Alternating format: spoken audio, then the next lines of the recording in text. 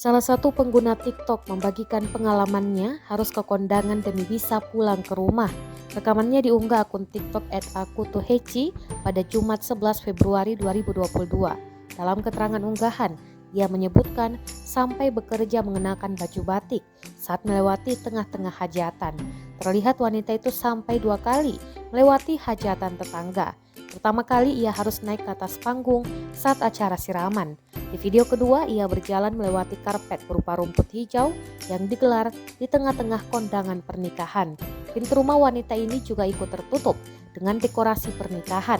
Ia kemudian menyibakkan kain dekorasi dan membuka pintu rumah. Terlihat pintu rumahnya tampak terhalang berbagai perlengkapan sound, kain dekorasi pernikahan, dan kipas angin. Rekamannya pun menuai berbagai komentar dari warganet.